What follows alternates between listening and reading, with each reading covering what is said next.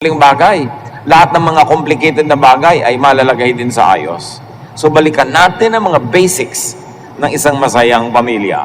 Man, husband, father, sa mga kalalakihan, at kasama ng buong parents. Be godly. Yan ang number one duty ng tatay, ng padre de pamilya, maging makadiyos. Hindi lang maghanap buhay, kundi maghanap biyaya. Pagka ang magulang, lalo yung head of the family ay makadiyos, dumadali ang pagdaloy ng pagpapala sa buong pamilya. At pagka yung magulang o yung head of the family ang hindi makadiyos, magulo, napakadali rin pasukin ng kadiliman ang isang mag-anak. Halimbawa si Cornelius, isang Roman official, pero God-fearing, bagamat hindi siya Jew, Acts 10:2. Cornelius was a very religious man. He worshiped God, and so did everyone else who lived in his house. He had given a lot of money to the poor and was always praying to God. Ito ang description kay Cornelius bilang isang head, not only of his family, but also of his household. And the whole house was blessed. Si Pedro, binigyan ng Diyos ng pangitain na magpunta sa bahay ni Cornelius para dala ng pagpapala ang kanyang sambahayan dahil doon sa head of the family. Mga heads of the family, kayo man ay tatay o nanay o kuya o ate, kung ano man ang nalalabi na leadership sa inyong pamilya, ang number one na tungkulin, duty and privilege, is to be godly. Pag makadiyos ka, kasunod na ang lahat. Be gentle. Ito ang isang balancing act ng isang leader.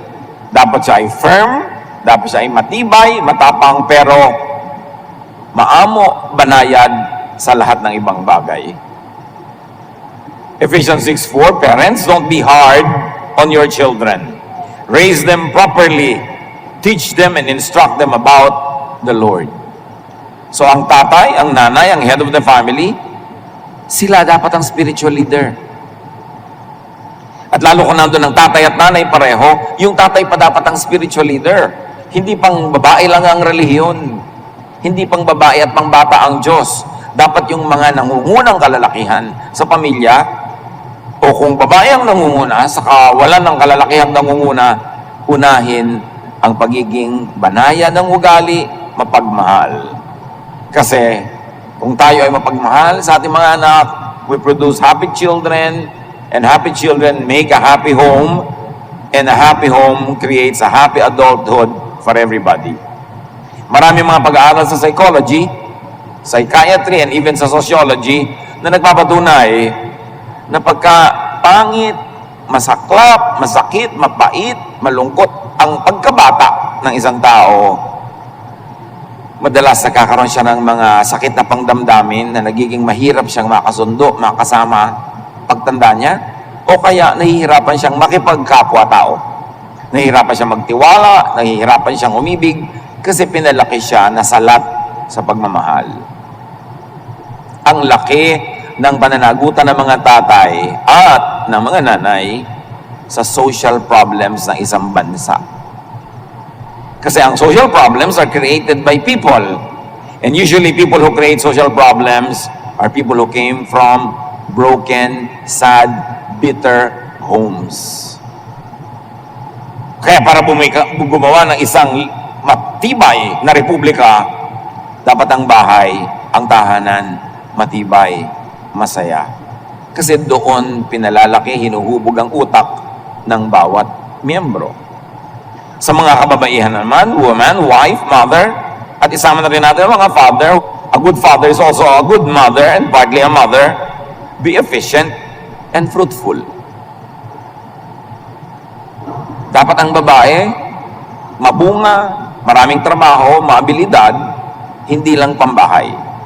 Kahit nung araw pa, unang panahon, maski sa Israel nung unang panahon, ang mga napakahuhusay na babae ay hindi lang pambahay. Kaya i-describe yung napaka-ideal woman sa Proverbs 31, a truly good wife is the most precious treasure a man can find. Her husband depends on her, and she never lets him down. She knows how to buy land and how to plant a vineyard, and she always works hard. She makes clothes to sell. She takes good care of her family and is never lazy. Yun daw ang mahusay na babae. Magaling sa bahay, magaling din sa paghahanap buhay, magaling mag-sideline, kumikita, hindi lang nakaasa sa husband. Meron sariling kita, meron sariling abilidad. At pagka ganon, mas magandang diskarte sa pagiging ina, sa pagiging asawa, dahil productive at dahil magandang halimbawa sa kanyang mga anak. At hindi lang yon, siya ay nakadadagdag sa kariwasaan ng tahanan. An abundant home is easier to become a happy home. Mahirap namang sumaya kung gutom. Mahirap sumaya kung laging kulang. Kaya napaka-ideal na ang babae ay magaling din maghanap buhay. In fact, mas nagkakaroon siya ng magandang pakikitungo sa kanyang asawang lalaki kung siya may sariling income, kasi yung kabaitan niya, kabutihan niya, likas, hindi lang dahil umaasa kasi siya. At pagka hindi siya binigyan, ay mawawalan siya ng support. It creates a better person if you are not dependent on others. Your kindness becomes natural and you are not kind out of necessity. So sa husband and wife, sa couple, ano ang old-fashioned but very important and always true na payo? Be faithful. Kailangan pa bang i-memorize yan?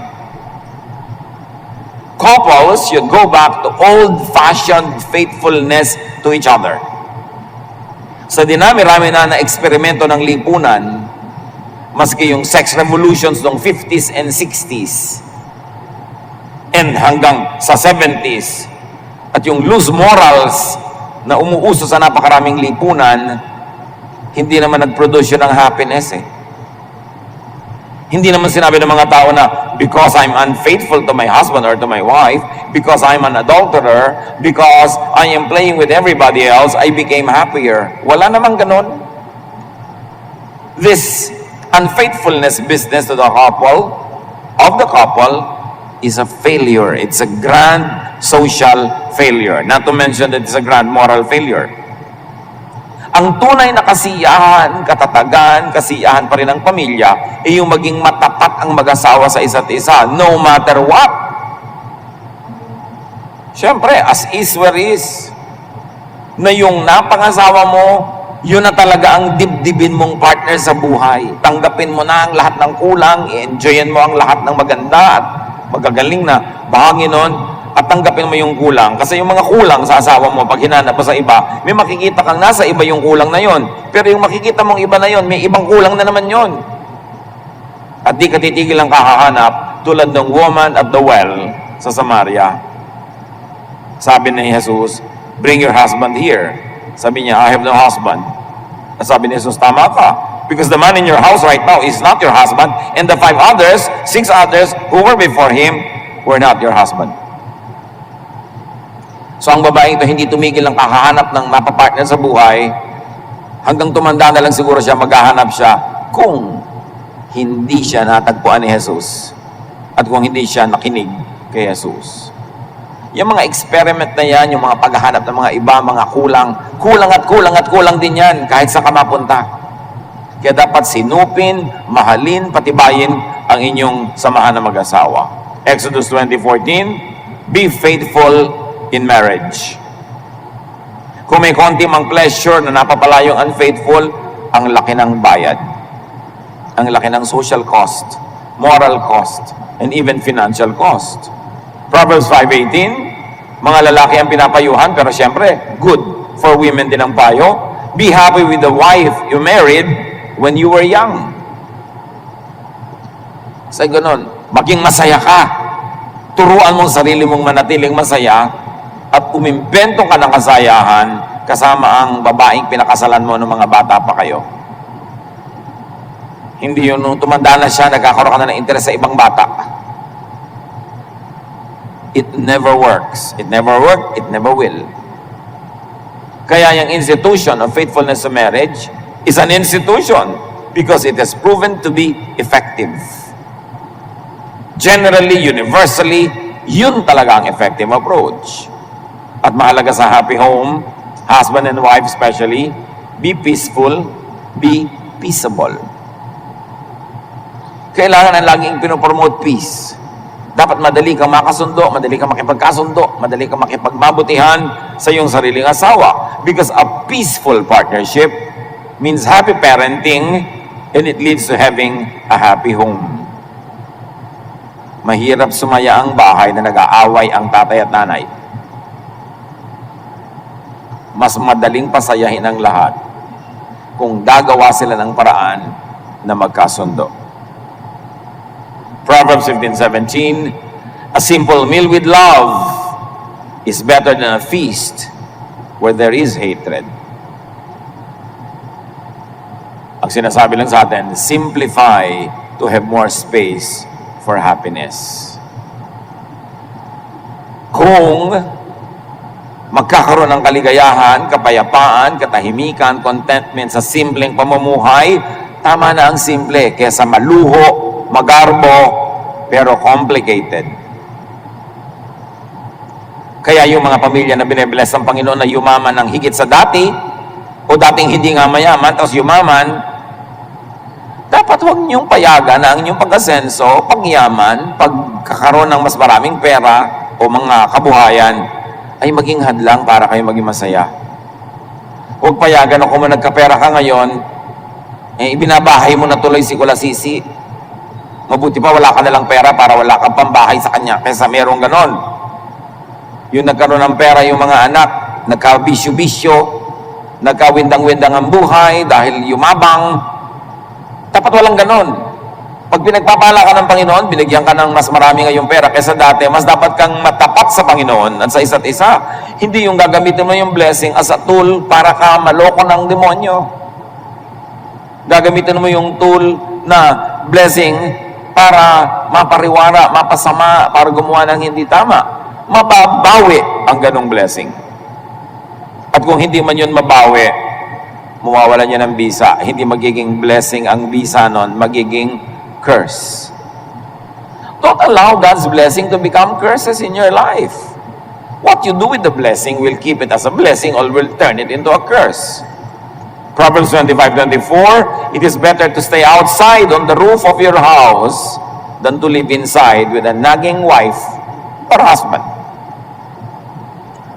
Yung mga bahay noon sa Israel, ang bubong nila, pwede ka dong matulog. Yun nga, yung mga upper room Flat kasi. Pero, maginaw kung maginaw, mainit kung mainit. Maulan, mahangin. Pero ang sabi ng Proverbs, mabuti pa, tumira ka na lang sa sulok ng bubong ng bahay nyo kaysa sa loob nga ng bahay na maginawa. Tapos yung asawa mo naman, walang tigil ng yakiti, yakitak. Kaya iwasan na yung naging-naging. Wala namang nagbabago, kalanag mo Meron ba? Yun namang ninanag, kaya hindi tumitigil yung nagger, kasi hindi ka nakikinig. Kung nakinig ka pa naman, di titigil na yung magnag. Pero dahil ayaw mong makinig, yun namang nagger, ayaw tumigil, pareho nila kayo mag-ceasefire para tumahimik ang buhay. Kung dakdak ka ng dakdak, wala naman nakikinig, sayang ang pagod, nagkakalayo-layo lang ang mga loob nyo, manahimik na lang, lunukin ang laway, magtiyaga, magtiis. Yun ang sikreto ng masasayang pamilya, hindi yung nasisiyahan ka lagi sa mga kasama mo sa buhay, kundi tinuturuan mo ang sarili mong tanggapin sila, enjoyin ang kanilang mga katangian, at patawarin, takpan ng pag-ibig ang kanilang mga kakulangan. Do not unnerve one another. Do not get into each other's nerves. Huwag niyong laging inisin ang inyong asawa, ang inyong anak, ang inyong magulang, kasi yung bahay para yung swimming pool. Bawat pangiinis mo, pagtalikod mo sa tungkulin, pagtataksil mo, nagbubuhos ka ng lason doon sa pool, na kayo-kayo naman ang lumalangoy-langoy din doon, kayo din ang malalason. Bakit lalasunin ang sariling tahanan? Kung yung asawa mo, lagi mong kailangang inag, hindi rin naman nagbabago, ikaw na lang magbago, stop nagging. Pero tandaan nyo, pag may nagger, pakinggan nyo yung point. Baka may point siya Bakit pa siya nag-nag? At pakinggan. At kung tama ang kanyang point, ibigay para matahimik kayo.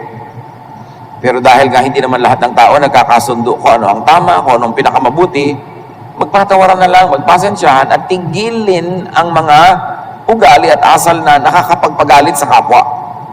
Kahit ka pa tama, pag nagalit mo siya, mali na ang bunga para sa lahat. Ngayon, mga tatay at mga nanay na mga biyanan, be loving. Especially kung magkakasama kayo sa bahay o magkakalapit. Tulad sa Ruth 3:1, nung namatay ang anak ni Naomi, sabi niya sa kanyang manugang na si Ruth, "It's time I found you a husband who will give you a home and take care of you." Napaka-thoughtful na biyanan. Sabi niya, namatay na ang anak ko, biyuda ka na, panahon na para ihanap kita ng mapapangasawa mo para magkaroon ka ng sarili mong tahanan at may mag-alaga sa iyo. Ang sarap na biyanan. Iniisip ang kapakanan ng kanyang manugang. Mga biyanan, kung kayo may mga manugang na, one great way to love your son or daughter is to love his or her partner. Yun ang pag-aralan. Titigil ang gulo ng planeta kung pag-aaralan ng biyanan na mahalin yung manugang. Mahal kasi ng anak mo yan. Mahal ka rin. Pag lagi mong hinati ang puso ng iyong anak, lagi mong sisirain ang iyong manugang, lagi kang magdadrama, magpapaawa, aawayin mo ang iyong manugang, yung anak mo nagdurusa. Gusto mong bang gawin sa anak mo yun na nagdurusa siya? Mahalin ang mahal ng inyong anak para tahimik ang planeta. May kilala nga ako isang lalaking lagi nag-aaway ang kanyang nanay at ang kanyang asawang babae. Gusto na niya magbaril sa sarili. Sabi niya, alam mo, gusto ko na magbaril sa ulo ko kasi ang gulo-gulo ng nanay ko at asawa ko. Sabi ko, bakit hindi yung asawa mo at nanay mo ang barilin mo? Ayaw naman niya. Siyempre, joke. Pero ang point, ginugulo niyo ang inyong anak pagka hindi niyo patatanggapin yung napangasawa. Kahit pa babaeng tamad, babaeng magastos, ang kapal-kapal mag-makeup, yun na yung napangasawa ng anak niyo Kahit pa yung mga kamag-anak niya, laging nandun sa bahay ng anak niyo, yung nanay niya, laging nandun. Tapos pagka uuwi nanay niya, daming bit-bit. Hayaan niyo na. Hindi niyo rin naman mapipigil. Be wise. Mas mabuting minamahal niyo kaysa tinatanggihan ang inyong manugang. May mga manugang talagang mahirap mahalin. Totoo yun. Pero mas mahirap makipagyara sa kanila. Kasi mahal din yun ang inyong anak. Hirap din lang at hirap. Doon na kayo sa mas maganda ang bunga. Yung kayo na ang maging mapagbigay, kayo na yung maging mabait, para tahimik. Exodus 18:24, Moses followed Jethro's advice. So yung biyanan ni Moses, nagbigay sa kanya ng magandang payo at sinunod naman niya. So mga biyanan, be wise. Para nakakapagbigay ng magandang payo, hahangaan kayo na inyong manugang at pag nagsalita kayo, kayo susundin. Kasi nakikita nilang hindi kayo biased, mahal nyo rin sila, kapakanan nila ang inyong hinahanap, magpayo man kayo, mas papakinggan kayo. Earn your right to be heard.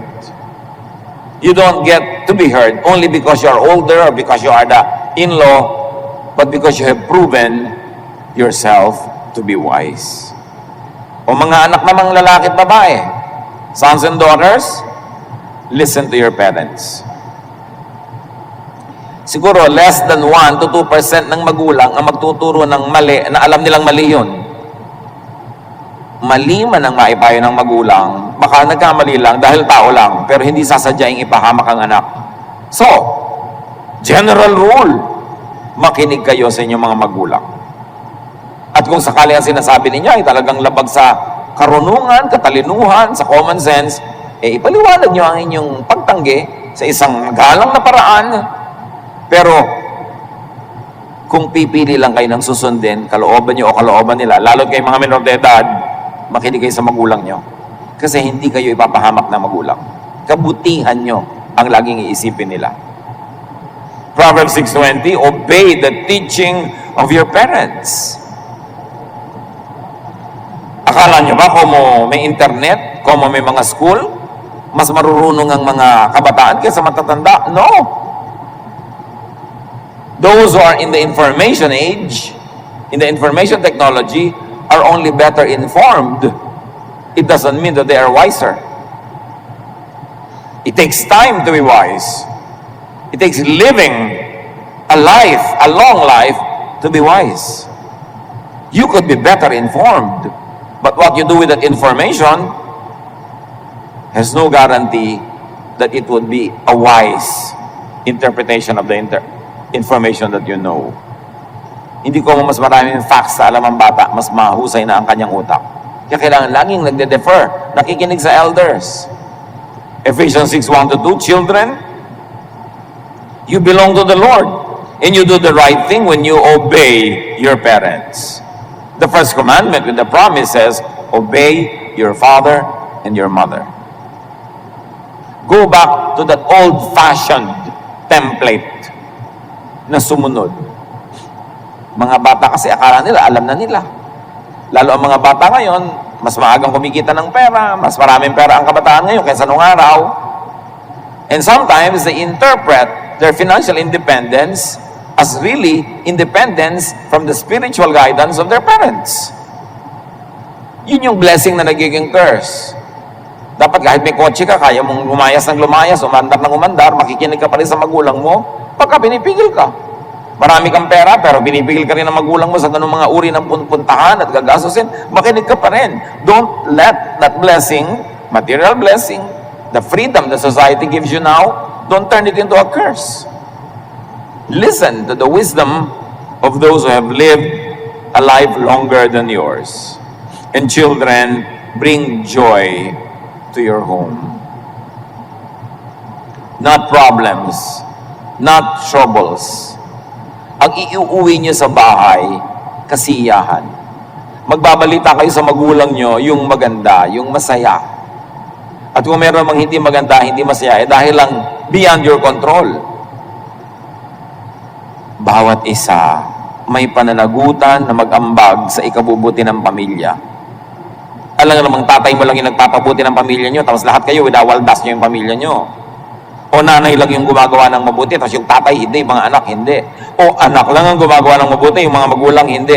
It will never work. It will have to be everyone's effort. Home nyo yan eh. Dapat lahat may contribution.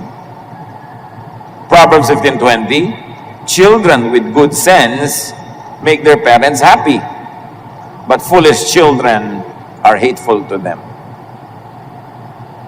Mga anak, mga kabataan, sa ginagawa nyo, huwag nyo lang isipin ang inyong kasiyahan. Isipin nyo rin mabigyang kasiyahan ng inyong mga magulang sa inyong mga pinagagagawa.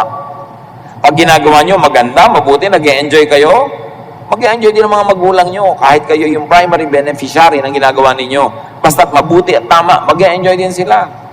Pero hindi yung pleasure ngayon, bukas, sorrow and pain and bitterness, makinig kayo sa inyong mga magulang.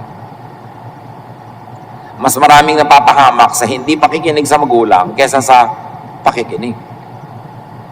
Ngayon, mga manugang, son and daughter-in-law, like the parents-in-law, be loving. Gaano karami sa inyo dito ang may biyanan? Bihira naman ang katulad ni Eva at Adan, napakapalad, walang biyanan. Pero after them, everybody else had. And now everybody else has. Be loving. Si Naomi, napakabuti kay Ruth. Ang manugang niyang si Ruth, lalo namang mabuti kay Naomi. Ruth 1:16, sabi kasi ni Naomi, umuwi ka na sa sarili mong bayan, patay na ang anak ko na asawa mo, mag-asawa ka, have your own life. Ruth answered, please don't tell me to leave you and return home. I will go where you go. I will live where you live. Your people will be my people. Your God will be my God. Biruin yung manugang to. At ako, may mga kilalang magbiyanan talaga. Ganyan ka-sweet. Makita mo lang sila, sumasaya ka na. Magbiyanan na talagang daig pa ang tunay na mag-ina. Nagmamahalan sila. One great way to love your partner is to love his or her parents. Mahal nyo ang asawa nyo? Mahalin nyo ang magulang niya. Huwag niyong turuan yung asawa niyo na maging suwail. Huwag niyong tuturuan ang asawa niyong lumayo sa sarili niyang magulang. At huwag niyo siyang ilalayo sa kanyang magulang. Hindi yung, pag may mga okasyon yung pamilya niyo, lagi na lang daladala mo yung asawa mo doon, pero sa okasyon ng pamilya ng asawa mo, absent kayo lahat. Hindi yun mabuti. Dapat nga, ito pang anak ka nagtutulak sa kanyang asawa na, o punta ka sa nanay, kung hindi ka makasama, papuntahin mo, ito, dalhin mo sa kanya, regaluhan mo. Ganun ang mabuti at makadiyos sa manugang. Mahalin mo ang magulang ng iyong asawa. And listen to your parents-in-law. Makinig. Huwag magdunong-dunungan. At kahit mas marunong ka pa, give them the honor na magsalita, makinig. At kung hindi naman masama ang pinapayo, sundin. Exodus 18:24, Moses followed Jethro's advice. Si Moses na yun, nakinig pa sa biyanan. Sino ka para hindi makinig? Yan ay kakatahimik ng mundo, hindi yung mga kabaligtaran. Mga biyanan na nakipag-away sa manugang, manugang nakipag-away sa biyanan, walang katapusang gulo yan. At dapat natutunan natin that it never works. And if it doesn't work, change it. If the shoe does not fit, don't wear it. At sa lahat naman ng miyembro ng pamilya, everyone provide for the family. Mag-contribute. Kung pwede ka nang maghanap buhay, kumita, maghanap buhay ka, kumita ka, mag-contribute ka sa gasto sa bahay. At kung hindi ka pa pwede maghanap buhay, dahil sobrang bata pa, o sobrang matanda nang hindi na pwedeng maghanap buhay, tumulong naman kayo sa pagtitipid, sa pagko-conserve, sa pag-aalaga ng resources ng pamilya. 1 Timothy 5:8, people who don't take care of their relatives, and especially their own families, have given up their faith. They are worse than someone who doesn't have faith in the Lord. Ang sino man daw na hindi kumukupkop, tumatangkilik, tumutulong sa kanyang sariling pamilya, ay tumalikod sa Diyos. Mas masahol sa mga taong walang pananampalataya sa Diyos. So, being good to your family is high religion. Pero tatandaan nyo ito hindi lang one yung good, tapos lahat ng iba bad. Dapat hindi ganun. Hindi lang isa yung naghahanap buhay, tapos yung lahat yun ng iba, nagwawaldas. Hindi lang isa yung nagdadala ng makakain, tapos yung iba kain lang ng kain, dapat lahat nagdadala. O tumutulong man lang ng conservation, ng pagtitipid. Everybody in the family should give and contribute to family finances. Do not just take. Pagka ang isang tahanan ay one-income family, usually, lagi na lang kulang ng pera. O lagi na lang na may nangaabuso. Dapat lahat mag-contribute. Kasi lahat nagko-consume. And very importantly, everybody in the family, learn to forgive. Colossians 3:13, put up with each other and forgive anyone who does you wrong, just as Christ has forgiven you. Itong verse na ito, alam natin, paulit-ulit, forgive, forgive, forgive. Ito na lang ang tanong, sinunod nyo na ba? Okay, may atraso sa iyong biyanan mo, ang manugang mo, ang kapatid mo, ang nanay mo, tatay mo, anak mo. Sinunod nyo na ba itong forgive, forgive na to? O parang dekorasyon lang sa tenga? Kasi para talaga tumalab, dapat sundin. Mahirap po magpatawad. Tama. Pero mas mahirap hindi magpatawad. Mahal ang bayad pag nagpapatawad ka. Pero mas mahal ang singil sa hindi nagpapatawad. Mahal din lang at mahal, doon ka na sa mabuti, sa itinuturo at inuutos ng Diyos. Ito, magsisimula na naman isang bagong taon. Huwag nyo lang i-carry over to this new year, yung mga dati nyong galit, inis, nanakit, tampo. Dapat wala na yun.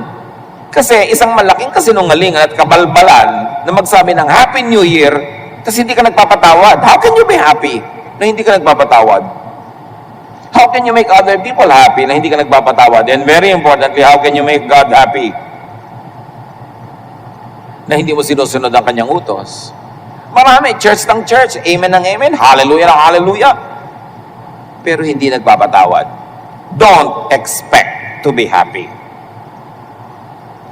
Lalayuan kayo, magiging mailap ang kaligayahan pag hindi kayo marunong magpatawad. Lalo na yung mag-asawa, nagkamali yung asawa mo, talagang napakalaking kasalanan. O sige, makipaghiwalay ka na forever. Hindi naman kayo naghihiwalay. Pero hindi kayo nagpapatawad. Eh di kalahating impacto, kalahating santo, kalahating demonyo, kalahating masama, kalahating mabuti, kalahating hindi mabuti, kalahating langit, kalahating impyerno ang buhay mo. So lalangitin mo na lang, buuin na. Limutin na, magpatawad na. Hindi ko po magawa, magtiyaga ka. Buntot mo, hilahin mo. Kasi ang hindi pagpapatawad, may kasamang sumpa. Bitterness, anger, and you cannot be happy. So magpatawad dahil banal ka. Pastor, hindi po ako banal. Pues magpatawad ka dahil matalino ka. Dahil man lang sa katalinuhan, magpatawad ka. Kasi yun ang itinuturo ng Diyos. At yun ang path to happiness. At lahat sa pamilya, you really want a happy home, serve God. Siyempre naman, God is all-sufficient, self-sufficient. God cannot really be actually served. Because God does not need human service. But sabi niya, whatever you do to the least of these people, you do to me. So by serving the weak, the needy, you serve God. By serving people in the church, attending to their spiritual, emotional needs, and even up to a point, their practical needs, their hunger, their poverty, their sicknesses, by serving people, you serve God.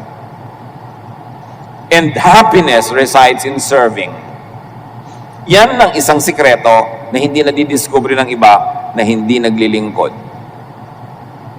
May ligaya na para lang sa naglilingkod sa Diyos. Kaya sabi ni Joshua sa Joshua 24:15, my family and I are going to worship and obey the Lord. As for me and my house, we will serve the Lord. Because godly service leads to a very godly life, which brings about happiness. May chain reaction. Pag naglilingkod ka sa Diyos, ang nagiging ending, kaligayahan. Kung tama ang paraan ng paglilingkod. Hindi naman kung nagsasakripisyo kayo, sumasaya ka na. Dapat galing sa tamang attitude at tama ang method. And everybody in the family, total, ang pinag-uusapan natin ngayon ay puro mga old-fashioned templates. Love more. Mag-effort, magmahal.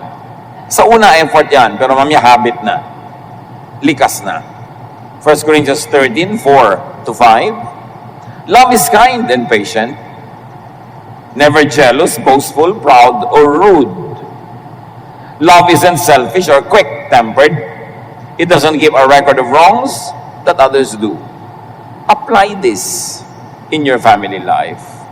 Paging mabait, pasensyoso, huwag managhili, mainggit, magselos, huwag mayabang, huwag magaspang, huwag madaling magalit, huwag maging makasarili, at huwag maglista ng lahat ng mga kamalian ng kapwa.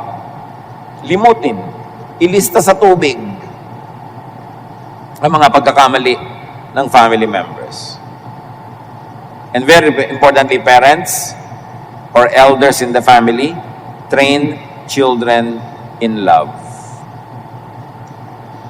May mga pamilya na hindi maibigin ng mga miyembro sa isa't isa kasi hindi sila pinalaki na nagmamahalan, hindi sila tinuruan. Itinuturo rin yan eh.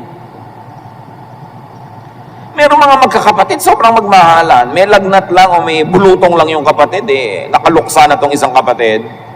Meron naman talagang nagkanda, windang-windang na yung kapatid niya, okay lang. Paano sila pinalaki? Turuan ng mga magkakapatid na magmahalan, magbigayan. By example. At paano itinuturo ng mga magulang yan? Kung paano minamahal ang mga kapatid mo, doon mo itinuturo sa mga anak mo kung paano sila magmamahal ang magkakapatid. Yung mga ate at kuya, paano kayo nagmamahalan, paano nyo minamahal ang mga kapatid nyo na kababata, yun ay malaking impluensya sa kanila. Dapat ang pinapauso ng matatanda, love, not selfishness. Kaya kadalasan, pag yung ate at kuya, selfish, hawa-hawa na hanggang lahat ng mga kapatid na mas bata. Pag selfish yung mga magulang, nagiging selfish din ang anak. Kasi we teach by example. Ang laki-laki ng pananagutan natin pag may bata sa bahay. Kasi lahat ng sinasabi, hindi sinasabi natin, ginagawa at hindi ginagawa, nakatatak sa isip nila. At nahuhubog natin ang pagkatao nila, alaman natin o hindi, sinasadya man natin o hindi, sa pamamagitan ng pagtrato natin sa kanila sa bahay. So in the home, lift each other up. Magpurihan. Magpasaya ng kalooban.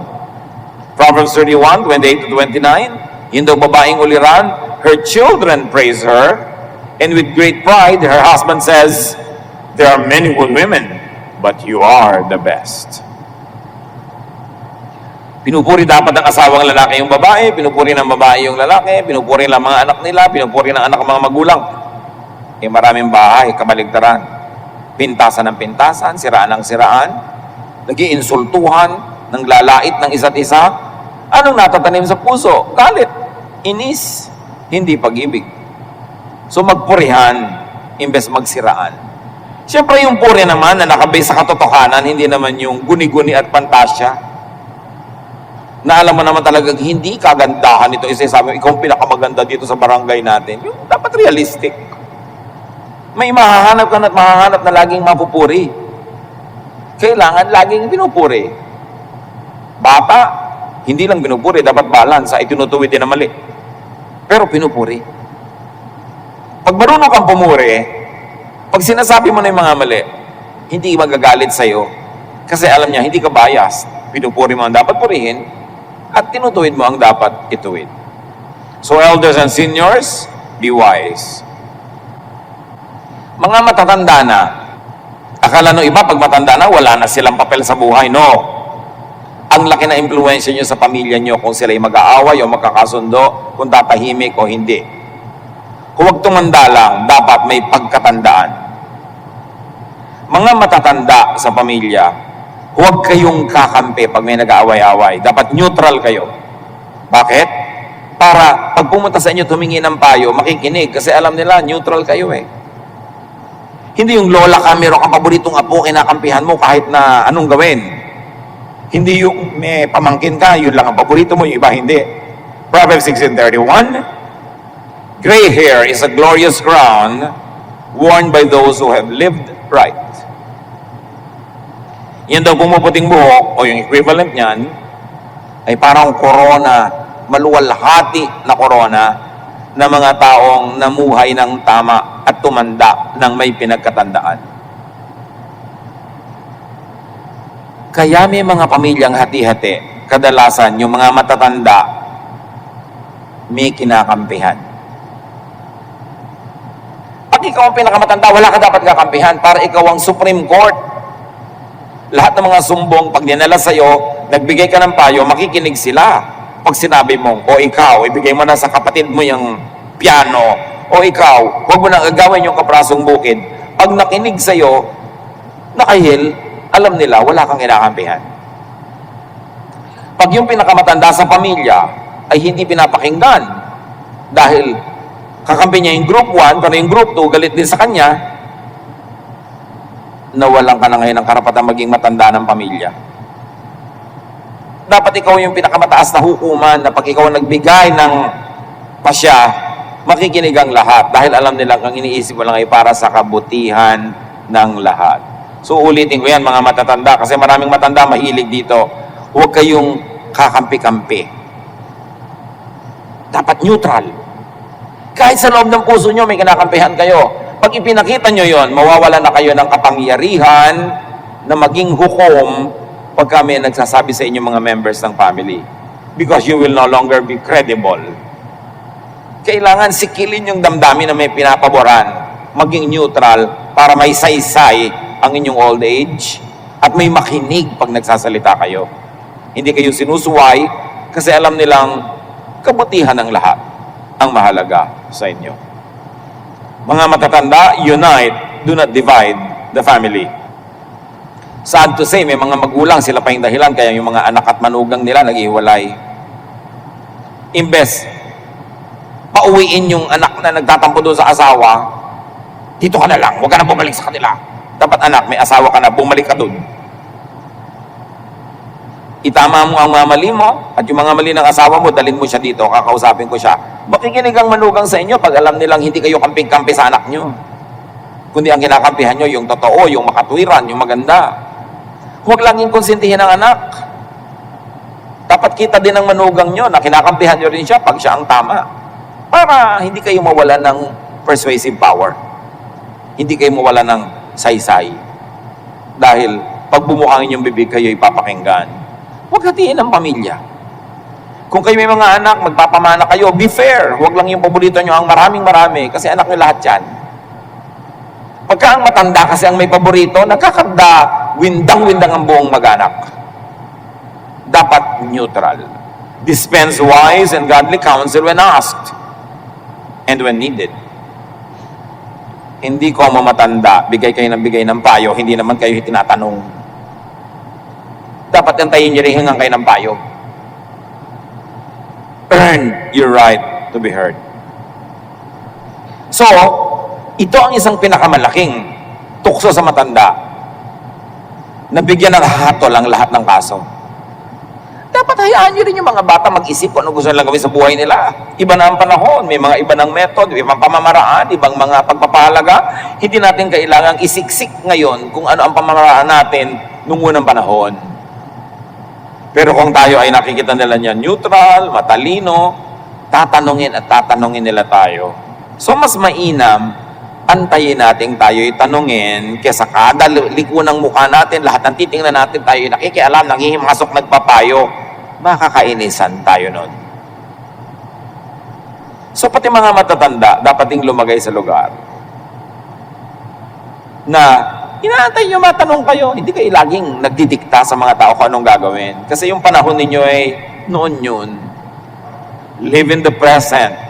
Makibagay sa panahon. Huwag ibalik ang ngayon sa kahapon. Hindi yun mangyayari. Dapat pag-isipang mabuti kung ano ang mga karunungan ng kahapon na maaaring magamit hanggang ngayon. At ilagay ang sarili sa tama para hindi tayo nalalapastangan. Be as independent as possible. Mas maganda yung kung kaya ng katawan, mas independent ka, hindi lagi kang merong demands. Mas magiging kaibig-ibig ang takbo ng buhay kung kahit ikaw, kung kaya ninyo, kaya natin, mas independent tayo. So lahat naman ng mga miyembro ng pamilya, defer to, respect, and be sensitive to seniors. Mas marami silang wisdom. Kahit mas marami tayong information na nakukuha sa Google ngayon, iba ang wisdom ng may edad. At huwag na nating hintayin na sila yung magpayo without being asked. Humingi na tayo agad ng payo. Kasi it makes them feel good. Nagiging mahalaga pa sila, lalo't kung ang payo nila ay may saysay. Home life, especially childhood, very often shapes lifelong mindset, values, and psyche. Kung ano ang korte ng iyong tahanang nilakihan, kadalasan yun ang nagiging korte ng iyong utak. Liban na lang, sobra kang galing at talino na nalalampasan mo ang mga limitasyon ng iyong kabataan. At may mga ganon. Pero maraming tao, a great majority, hindi nila nalalampasan yung korte ng kanilang bahay nung araw. Nagiging ganon din sila. At nagiging ganon din ang mga tahanan na lilikain nila pag sila na ang mga magulang.